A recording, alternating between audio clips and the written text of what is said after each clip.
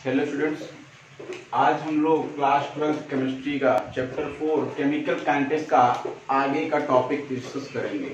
इससे पहले हम लोगों ने काफ़ी चीज़ें डिस्कस कर ली हैं। आज का जो टॉपिक है वो है order of reaction. Order of reaction, ठीक है। तो ऑर्डर ऑफ रिएक्शन क्या होता है, आइए देखते हैं। ठीक, देखिए हमारे पास अगर कोई भी, मान लीजिए आपके पास कोई हाइपोथेटिकल रिएक्शन है, ठीक, ये हाइपोथेटिकल रिएक्शन है और जैसे इसमें हम लोग रेट लॉ लगाते हैं तो R this is equal to k. Previous class में हम लोगों ने देखा था, ये देखा था हम लोगों ने, रेट लॉ के माध्यम से हम लोग को ये निकल के आया था। यहाँ पर जो ये पावर है, इस पावर के समेशन को ही हम लोग क्या कहते हैं, order of reaction. Order of reaction, ठीक। अब देखिए यहाँ पर जो स्टाइकियोमेट्री दी हुई है यहाँ से डिफरेंट है, ठीक है। तो ये जो वैल्यू है, ये वैल्यू आपकी टोटली प्रैक्टिकल वैल्यू है। आपको जो ऑर्डर ऑफ रिएक्शन आएगा वो आपको प्रैक्टिकली आएगा, कभी भी theoretically order of reaction stoichiometry के बराबर नहीं होती। लेकिन आपके पास जो आप स्टडी करते हैं उसमें मैक्सिमम में ऑर्डर ऑफ रिएक्शन आपकी स्टाइकियोमेट्री के समेशन के बराबर ही आएगा, ठीक है। तो इसका order of reaction is P plus Q। For example जैसे हम लोग कुछ एग्जाम्पल्स देख लेते हैं। एग्जाम्पल है,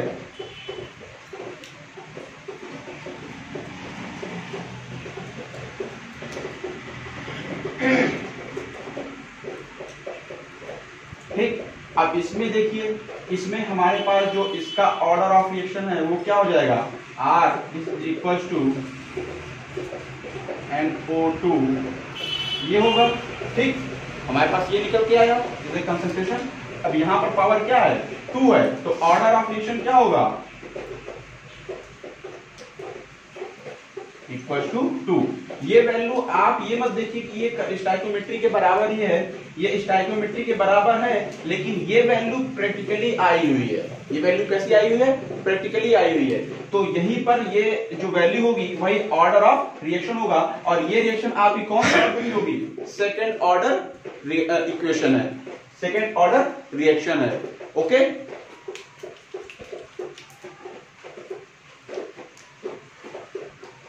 Order of reaction is defined as it is the power of concentration of reactant when raised in the given rate equation। जो rate equation होता है उसमें जो कंसंट्रेशन होता है, उसके कंसंट्रेशन की जो पावर का समेशन होता है वही क्या होता है आपका ऑर्डर ऑफ रिएक्शन। वही क्या होता है, ऑर्डर ऑफ रिएक्शन, ओके। इसके अकॉर्डिंग हमारे पास जो रिएक्शंस होती हैं वो डिफरेंट डिफरेंट ऑर्डर्स की बनती हैं। फॉर एग्जांपल जैसे पहला हो जाता है आपका जीरो ऑर्डर रिएक्शन, दूसरा है आपका फर्स्ट ऑर्डर रिएक्शन,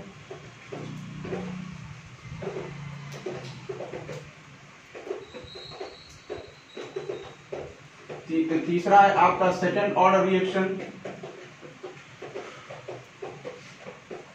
और चौथा आपका थर्ड ऑर्डर रिएक्शन।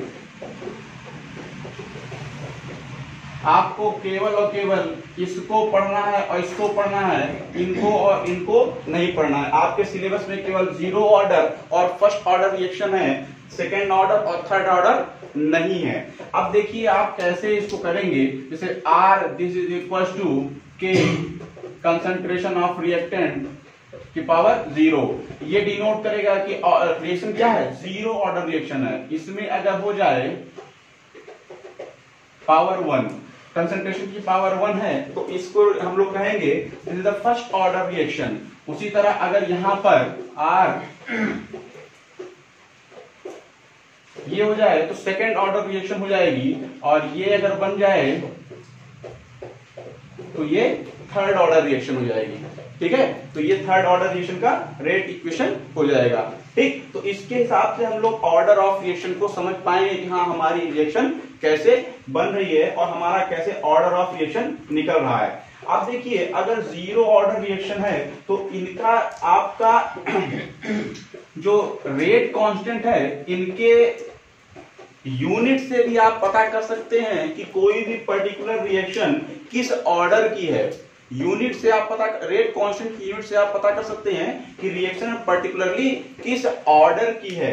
अब देखिए कैसे पता करेंगे आपकी किस ऑर्डर की रिएक्शन है। ठीक,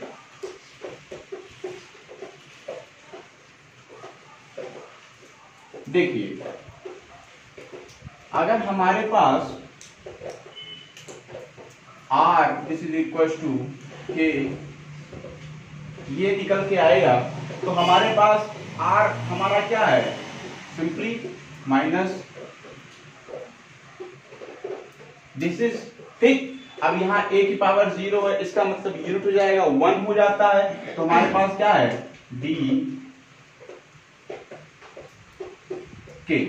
ठीक, अब k की जो यूनिट होगी वही इसकी यूनिट होगी, rate of change of concentration in per unit time interval दिया हुआ है, तो कंसंट्रेशन का आप क्या होता है मोल पर लीटर और टाइम क्या होता है पर सेकेंड। तो यहां पर k की जो यूनिट होगी वो क्या हो जाएगी मोल पर लीटर पर सेकेंड, मोल पर लीटर पर सेकेंड। इसको आप इस तरह लिख सकते हैं mole litre inverse second inverse, litre inverse second inverse. ये हमारा क्या हो जाएगा ऑर्डर ऑफ रिएक्शन किसका हो जाएगा, जीरो ऑर्डर रिएक्शन का ऑर्डर ऑफ रिएक्शन है, जीरो ऑर्डर रिएक्शन यूनिट किसका है, ये जीरो ऑर्डर रिएक्शन का है। उसी तरह आप जब फर्स्ट ऑर्डर रिएक्शन को देखेंगे तो उसका क्या निकल के आता है, फर्स्ट ऑर्डर रिएक्शन में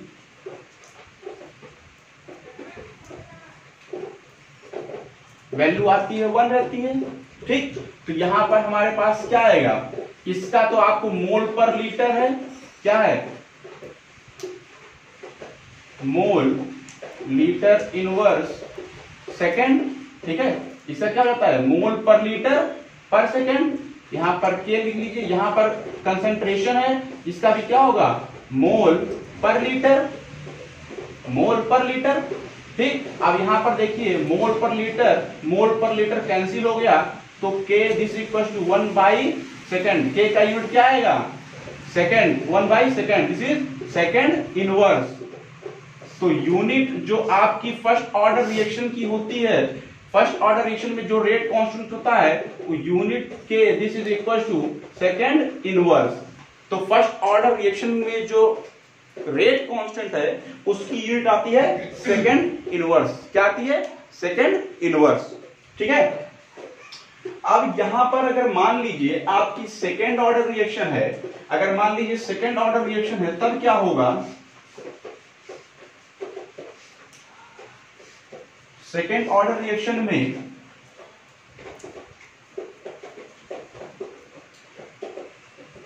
दिस इज इक्वल टू ये हो जाएगा, यहां पर क्या है मोल पर लीटर सेकेंड, यहां पर क्या हो जाएगा के, और यहां पर क्या हो जाएगा मोल पर लीटर स्क्वायर, मोल पर लीटर स्क्वायर। ठीक है, तो यूनिट क्या हो जाएगी यूनिट ऑफ के, इसको आप इधर लेकर आएंगे तो आपके पास क्या बन जाएगा मोल पर लीटर सेकेंड डिवाइड बाई मोल पर लीटर स्क्वायर। ठीक है, मोल पर लीटर स्क्वायर। ये जैसे ही आप इसको ऊपर भेजेंगे क्या करेंगे, इसको डिवाइड में है, ये यहां पर आएगा और यहां पर आने के बाद ये और एक पावर ये कैंसिल हो जाएंगी, तो आपका जब ये ऊपर जाएगा तो लीटर क्या हो जाएगा litre mole inverse second inverse. This is the unit of second order reaction, this is the unit of second order reaction. ठीक है, ये किसकी यूनिट हो जाएगी सेकेंड ऑर्डर रिएक्शन की। ठीक, अगर मान लीजिए कोई भी केमिकल रिएक्शन आपकी nth ऑर्डर की है, nth ऑर्डर को कंसीडर करने का मतलब ये होता है कि हम लोग n की वैल्यू कोई भी पुट करके किसी भी ऑर्डर की रिएक्शन को निकाल सकते हैं। ठीक है, तो अगर मान लीजिए आपके पास nth ऑर्डर की रिएक्शन है तो उसकी यूनिट कैसे निकालेंगे? nth ऑर्डर का मतलब है यहां पर n हो जाए। ठीक है, rate dA upon dt this equal to k a की पावर n। ठीक है, तो यहां पर हमारे पास क्या आएगा? मोल पर litre second, this is equals to what? k, और ये क्या हो जाएगा? मोल पर लीटर की पावर n, मोल पर लीटर की पावर n। इसको इधर लेकर चले आइए तो हमारे पास क्या आएगा? Unit of k in nth order reaction this is equals to what? Mole पर litre second divided by mole पर लीटर पावर n। इसको अगर आप ऊपर ले जाइए तो ये पावर क्या होती है? निगेटिव हो जाएगी। और यहां पर देखिए ये और ये वैल्यू सेम है, इसकी पावर 1 है, इसकी पावर n है। तो रिएक्शन की जो आपका यूनिट होगा nth ऑर्डर का, वो यूनिट निकल के आएगा मोल पर litre 1 minus n into second. ठीक है, ये हमारी nth ऑर्डर की रिएक्शन हो जाएगी। ये हमारी क्या हो जाएगी? nth ऑर्डर की रिएक्शन हो जाएगी।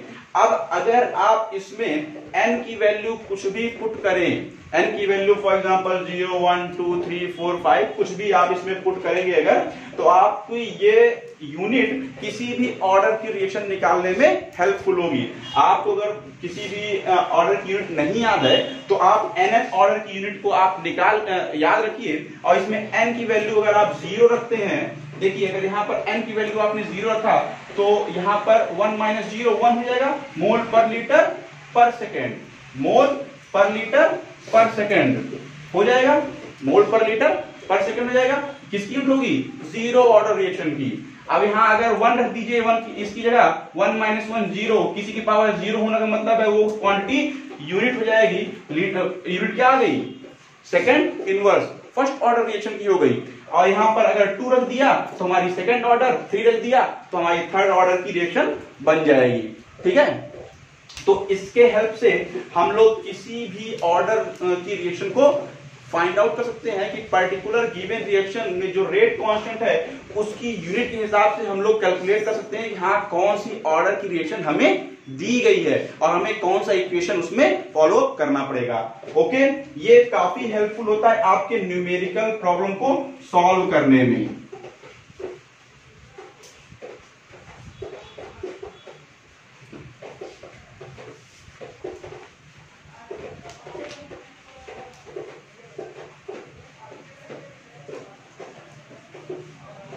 ठीक है, अब इसके बाद जो टॉपिक आता है हम लोग का वो होता है मॉलिक्यूलरिटी।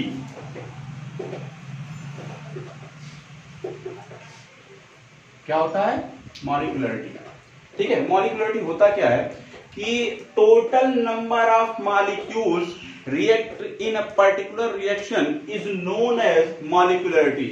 किसी भी पर्टिकुलर रिएक्शन में जितने मॉलिक्यूल रिएक्ट करते हैं उन्हीं के टोटल को क्या कहते हैं हम लोग? मॉलिक्यूलरिटी। फॉर एग्जांपल जैसे आपका H2 when react with I2 it forms, अच्छा ठीक है, यहां पर क्या है? यहां पर एक मॉलिक्यूल इसका है, एक मॉलिक्यूल इसका है, तो इसकी मॉलिक्यूलरिटी कितनी हो जाएगी? This is equal to 1 plus 1 this is 2, 1 plus 1 this is 2। ठीक है, तो इसकी मॉलिक्यूलरिटी कितनी हो गई? 2 आ गई। ओके, ठीक, इसकी मॉलिक्यूलरिटी कितनी हो गई? 2 आ गई। ठीक, अब पर्टिकुलर कोई भी रिएक्शन है A प्लस B और ये रिएक्शन आपकी C बन जाती है। इसमें जो आप लॉ ऑफ मास एक्शन का जो इक्वेशन आप निकालते थे उससे R इक्वल टू ये निकल के आया था आपका, ये निकल के आया था। ठीक है, रेट लॉ नहीं, लॉ ऑफ मास इक्वेशन, उसमें आपकी स्टोइकियोमेट्री जो यहां पर दी थी वही पावर बन के आई थी। तो अब यहां पर A plus B this is equal to molecularity, this is equal to molecularity. ठीक है, तो रेट लॉ से जो इक्वेशन निकलता है उसमें जो पावर का सम होता है वो क्या होता है आपका ऑर्डर ऑफ रिएक्शन, और जो आपका लॉ ऑफ मास इक्वेशन से रेट इक्वेशन निकालते हैं उसमें जो कंसंट्रेशन की पावर होती है उसको कहते हैं हम लोग मॉलिक्यूलरिटी। ठीक है, ये वैल्यू टोटली आपकी थ्योरेटिकल है, ये वैल्यू क्या है थ्योरेटिकल वैल्यू है। ओके, इसमें कोई भी प्रैक्टिकल टर्म यूज नहीं किया जाता। ठीक है, तो अब यहां पर देखिए जब हमारे पास पावर बन के आई है तो क्या डिफरेंस है आपका ऑर्डर ऑफ रिएक्शन और मॉलिक्यूलरिटी में, कुछ ना कुछ तो डिफरेंस होगा ही। ओके, तो देखते हैं difference between molecularity and order of reaction. Difference between molecularity and order of reaction. ठीक,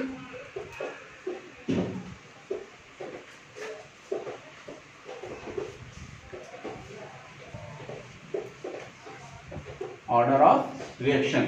ठीक है, पहला molecularity, it is the total number of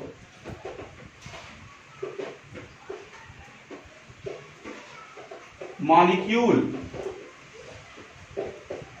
react in particular reaction. ठीक, total number of molecule react in particular reaction. इसमें क्या है, it is the sum of the power of concentration according to rate law. Sum of the power of concentration of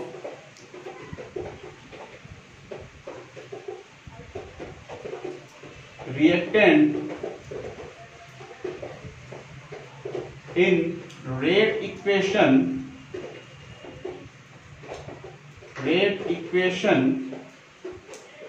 according to rate law। क्या होगा rate law. दूसरा, it is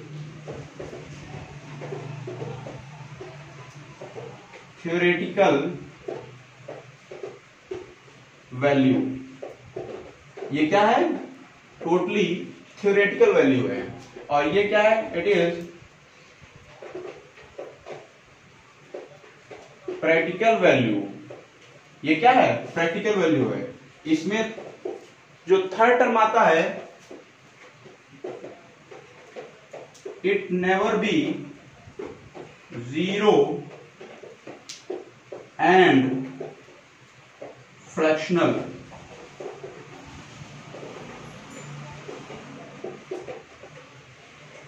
मतलब molecularity कभी भी zero और फ्रैक्शनल नहीं हो सकती। मॉलिक्यूलरिटी कभी भी जीरो और फ्रैक्शनल नहीं हो सकती। ठीक है, लेकिन order of reaction it may be zero and fractional, zero fractional and integer. ठीक है, this is the difference between molecularity and order of reaction. अब देखिए मॉलिक्यूलरिटी जीरो या फ्रैक्शनल क्यों मिलती है। कभी भी आप कोई रिएक्शन बिना मॉलिक्यूल के तो होगा ही नहीं, तो जब एक भी अगर मॉलिक्यूल है तो मॉलिक्यूलरिटी 1 हो जाएगी। इसका मतलब मॉलिक्यूलरिटी कभी भी जीरो नहीं हो सकती, मॉलिक्यूलरिटी कभी भी जीरो नहीं हो सकती। लेकिन प्रैक्टिकली आप उसका ऑर्डर जीरो कर सकते हैं, प्रैक्टिकली उसका ऑर्डर जीरो आ जाता है। ठीक है, अब कभी फ्रैक्शनल स्थिति, कभी भी मॉलिक्यूल को आप काट करके आधा आधा नहीं कर सकते। कोई भी मॉलिक्यूल आधा आधा रिएक्शन नहीं कर सकता है, इसलिए फ्रैक्शनल नहीं सकता। लेकिन आपका जो ऑर्डर ऑफ रिएक्शन है वो क्या है, फ्रैक्शनल हो सकता है। ठीक है, this is the difference between molecularity and order of reaction. ठीक,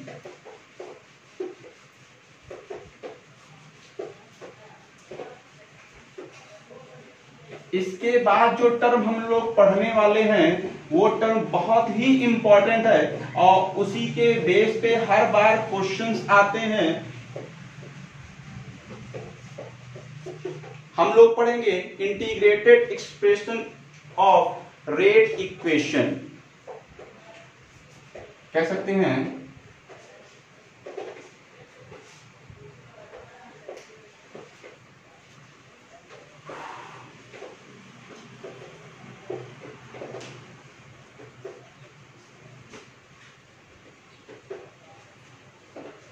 एक्सप्रेशन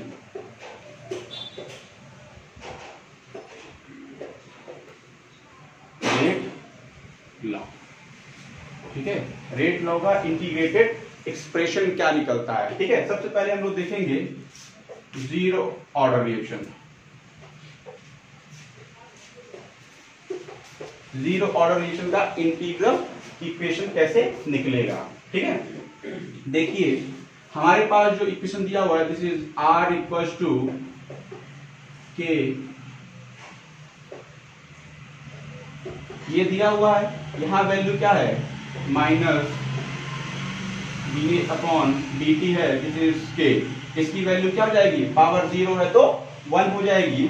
अब यहां पर जैसे ही हम लोग रखेंगे तो ये वैल्यू, इसको dt को इधर भेज दीजिए, K dt, ठीक है। अब दोनों तरफ आप इंटीग्रेशन ले लीजिए। क्या ले लीजिए, इंटीग्रेशन।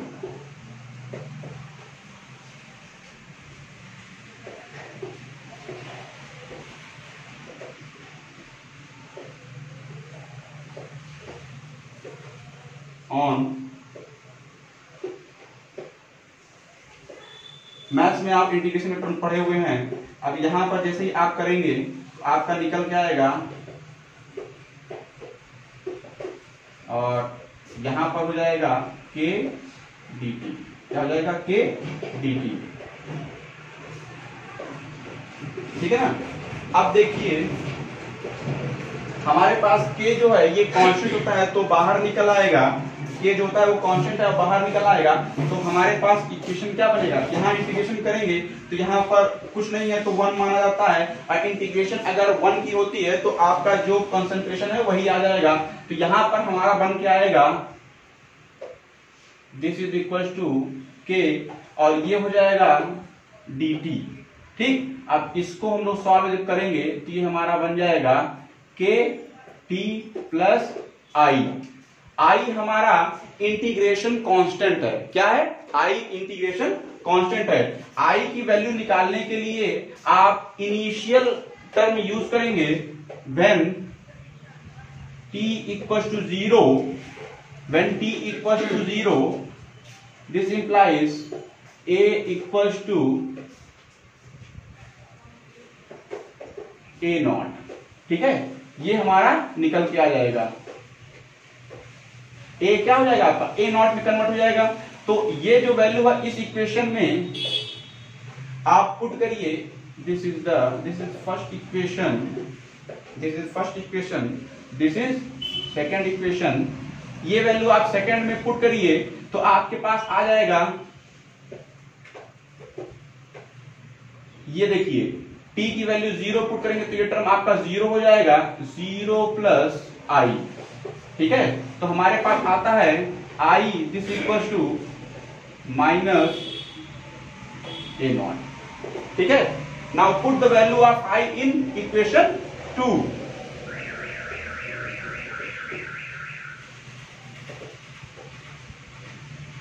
I in equation 2। अब जैसे ही इसमें पुट करेंगे तो हमारे पास आ जाता है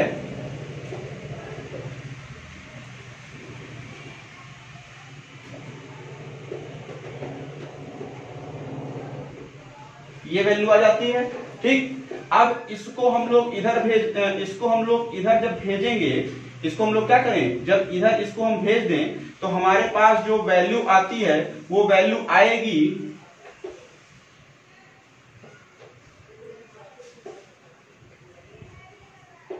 ये वैल्यू आती है, ठीक। हमारे पास ये वैल्यू आ जाती है, ठीक है। अब इसके हिसाब से हमारे पास जो अब k का टर्म आता है, इसके हिसाब से जो हमारा k टर्म आता है, k this is equal to minus a divided by t, ये हमारा जीरो ऑर्डर रिएक्शन का रेट इक्वेशन हो गया। ठीक है, अब देखिए अगर मान लीजिए आपका initially A naught this equal to small A हो, ये जो वैल्यू है ये आफ्टर टाइम टी बचा हुआ क्या है, बचा हुआ कंसंट्रेशन है, आफ्टर टाइम टी बचा हुआ कंसंट्रेशन है। तो अगर मान लीजिए जो आपका कंसंट्रेशन डिसोसिएट हो गया है या जो कंसंट्रेशन रिएक्ट कर गया है, अगर उसको आप स्मॉल एक्स मान लीजिए तो हमारे पास ये जो वैल्यू है this is equal to a minus x, क्या आ जाएगा ए माइनस एक्स। और इन दोनों वैल्यू को जब यहां पुट करेंगे तो हमारे पास निकल के आता है कि this is equal to a minus x divide by t. और हमारे पास ये इक्वेशन बनता है, जब इसको आप ब्रैकेट को खोलेंगे तो ए से ए कैंसिल हो जाएगा, हमारे पास क्या आता है एक्स बाई टी। हमारे पास क्या बन जाता है x by t, K equal to x by t. और यही हमारा क्या होता है रेट इक्वेशन। मींस हमारा कह सकते हैं कि जीरो ऑर्डर रिएक्शन में जो कंसंट्रेशन है और जो इक्वेशन है वो हमारे इनिशियल कंसंट्रेशन पर डिपेंड करती है। जितना होगा जितना ज्यादा होगा उतना ज्यादा रिएक्ट करेगा। Okay students, this is the integrated equation of zero order reaction. ये पूरा इंटीग्रेटेड इक्वेशन किसका है, जीरो ऑर्डर रिएक्शन का। ठीक है, इसका डेरिवेशन इंपॉर्टेंट है, आप इसका डेरिवेशन पूरी तरीके से प्रिपेयर कर लीजिएगा, अदरवाइज आपको काफी प्रॉब्लम होगी इसके न्यूमेरिकल सॉल्व करने में और इसको समझने में। कभी कभी तो सीधे न्यूमेरिकल की जगह आपको डेरिवेशन इक्वेशन एग्जाम में आ जाता है। ठीक है, आई होप ये आपको समझ में आया होगा। अब देखते हैं हम लोग जीरो ऑर्डर के बाद फर्स्ट ऑर्डर रिएक्शन का इंटीग्रल इक्वेशन एक्सप्रेशन कैसे बनेगा। ठीक है, फर्स्ट ऑर्डर रिएक्शन का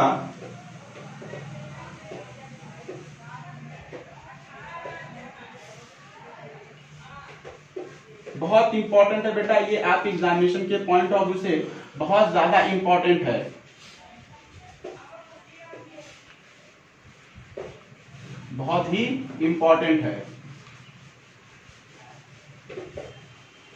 ठीक है, देखते हैं फर्स्ट ऑर्डर रिएक्शन।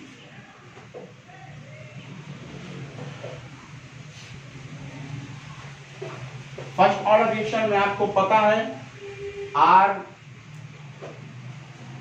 ये फर्स्ट ऑर्डर रिएक्शन हो जाती है r d a upon d t this equal to ये हो जाएगा।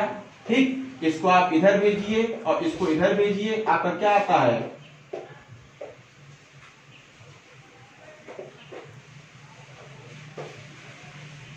के डी टी, ये हो जाएगा।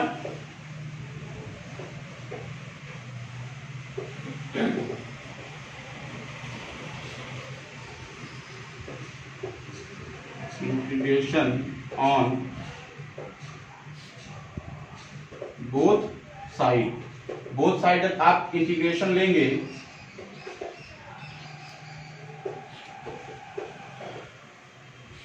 दोनों तरफ इंटीग्रेशन लेंगे तो हमारा क्या बन के आएगा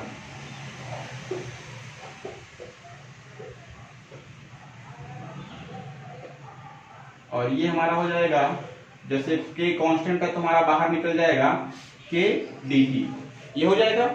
आप यहां पर का टर्म देखिए, यहां पर हमारे पास एक चीज है कि 1/x इंटीग्रेशन कह सकते हैं 1/x dx, ये वैल्यू आती है आपकी log x, क्या आती है log x। Integration of 1/x is log x, तो ये वैल्यू हमारी क्या आएगी log x के टर्म, क्या आ जाएगी log a। और इसका बेस होता है e बेटा, ध्यान रखिएगा जब इस तरह हुआ है तो इसका बेस होगा e, हम लोग e लिखते नहीं हैं। और यहां पर हमारा बन जाएगा kt प्लस i।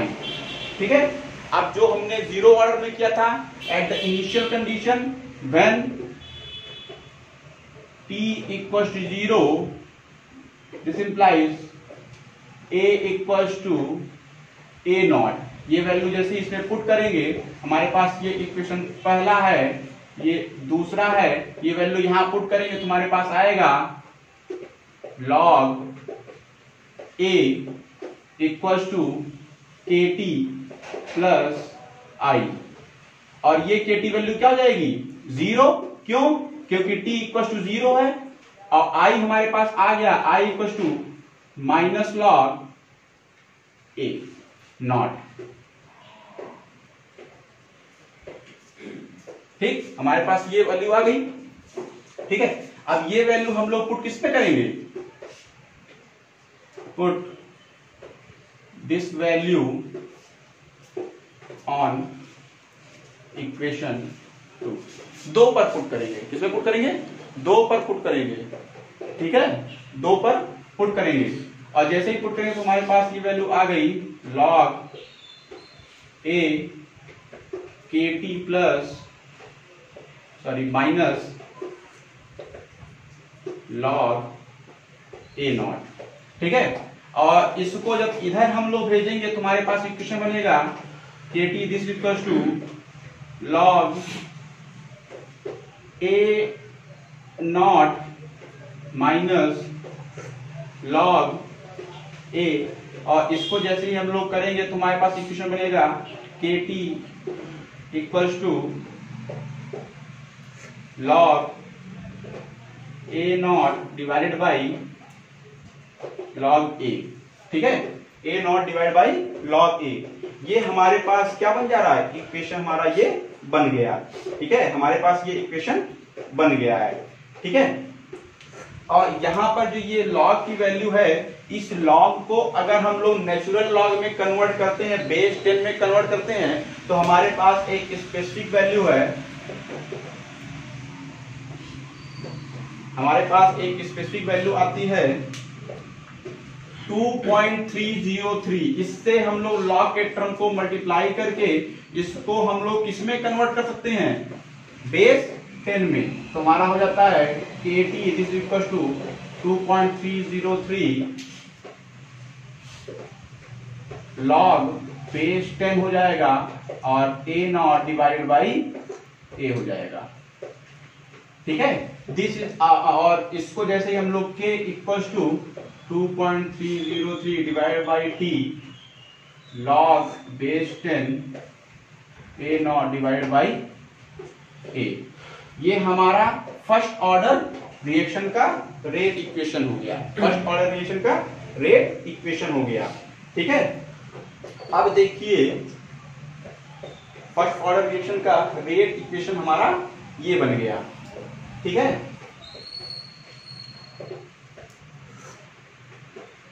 ओके। ठीक, अब हमारे पास अगर मान लीजिए कि जो हमारा इक्वेशन है, हम लोग अगर इस इक्वेशन में देखिए, इस इक्वेशन में अगर हमारे पास a, जैसे हम लोगों ने माना था, अगर इसको मान लिया जाए a और ये हो जाएगा हमारा तब a माइनस एक्स, तो इसमें जैसे वैल्यू पुट करेंगे तो हमारे पास आएगा 2.303 upon t log a upon a minus x. ये हमारा इक्वेशन आपकी किताबों में दिया हुआ है, हम लोगों ने इस टर्म से इसको कैलकुलेट किया है, ये आपका बुक्स में प्रोवाइडेड है, बुक्स में ये दिया गया है। ठीक है, ये बुक में आपके दिया गया है। ओके स्टूडेंट्स, ठीक है, आज इतना ही। अपने नेक्स्ट लेक्चर में हम लोग इसका ग्राफिकल रिप्रेजेंटेशन पढ़ेंगे और इंपॉर्टेंस पढ़ेंगे, graphical importance of zero order and first order reaction हम लोग डिस्कस करेंगे और इनका एप्लीकेशन डिस्कस करेंगे। Okay, thank you.